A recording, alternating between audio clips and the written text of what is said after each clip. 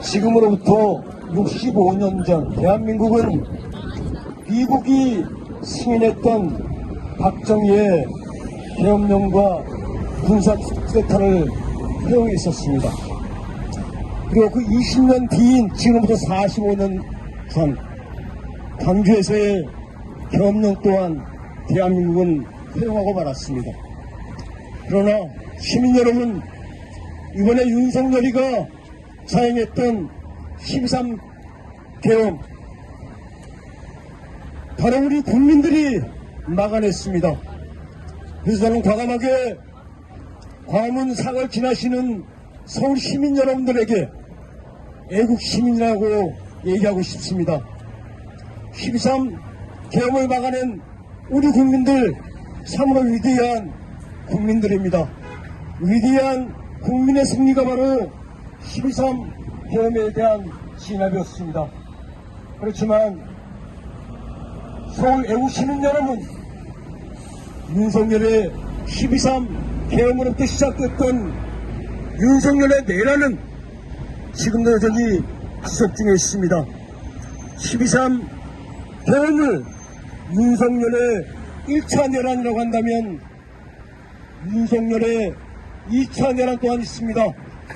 바로 윤석열을 지지하는 세력들이 폭도로 변해서 1월 19일 서부지법을 습격한 이른바 119 서부지법 난동사건, 이렇게 윤석열의 내란은 지속되고 있습니다.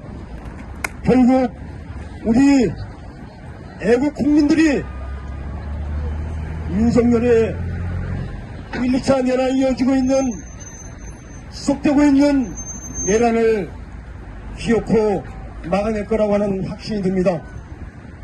윤석열의 내란이 지속되고 있는 과정에서 애국 시민의 한 사람으로서 저는 우리나라의 주권 문제를 이야기해보고 싶습니다. 결론부터 얘기하겠습니다. 우리 대한민국 군사주권이 있는 나라입니까? 그렇습니다. 우리 주권국가 대한민국이 외교, 안보, 정치주권이 있는 나라입니까? 그렇습니다.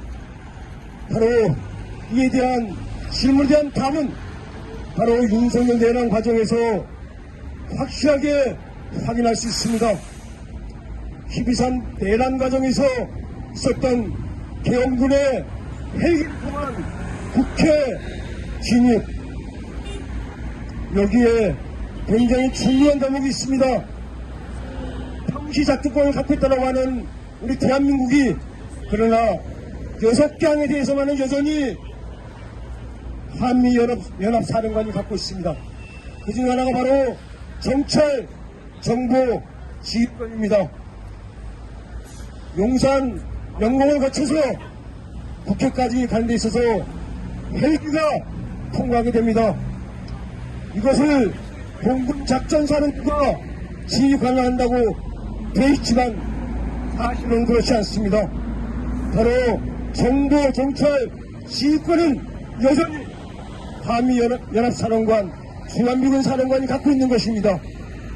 헬기로 영공을 통과했던 것, 이것이야말로 바로 미국이 12.3 계엄을 묵인했다고 하는 실질적인 근거가 되고 있습니다. 이제부터 얘기할 수 있는 것, 우리나라는 결코 군사주권을 갖고 있는 당당한 대한민국이 아니라고 하는 사실입니다. 군사주권 관련해서 또 하나 있습니다. 국민들이, 서울 시민들이 너무나도 잘 알고 있는 지난해 10월 평양 무인기 침투 사건, 김용현 국방부 장관이 정보서와 함께 한 것으로 되어 있습니다. 그렇다면 백령도를 통해서 평양으로 날아갔다고 하는 드론에 대한 관할 지휘권을 누가 갖고 있겠습니까? 국방부 장관이 갖고 있지 않습니다. 대한민국 통수권자라고 하는 윤석열을 갖고 있지도 않습니다. 바로 문재인 사령관이 군사분계선의 관할 지휘권을 갖고 있는 것이 엄연한 사실이자 현실입니다.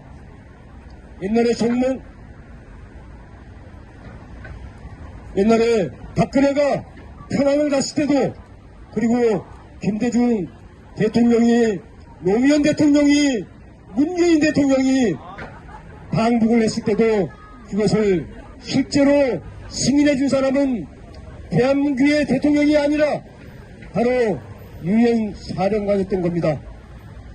지난해 10월 평양 무인기 사건에 대한 결정권은 김용현도 윤석열도 아니라 바로 당시 유엔 사령관이었던 폴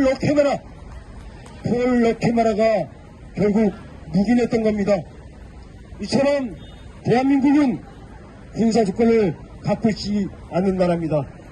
방언을 지나시는 애국 시민 여러분, 5월달에 대선이 열릴 가능성이 커지고 있습니다. 세 번의 민주당 정부를 통해서 우리는 국민주권의 일부는 실현했지만 여전히 국가주권은 전혀 실현치 못하고 있습니다. 5월 이후에 들어서는 새로운 민주정부는 진정으로 대한민국의 당당함을 실현할 수 있는 새로운 민주정부, 진짜 민주정부를 수립하는 데 있어서 우리 시민 여러분들의 역할은 참으로 크다고 할 수 있겠습니다. 다시 한번 마무리 말씀드리건데 12.3 계엄을 막아낸 것은 바로 위대한 대한민국의 국민들이었습니다. 고맙습니다.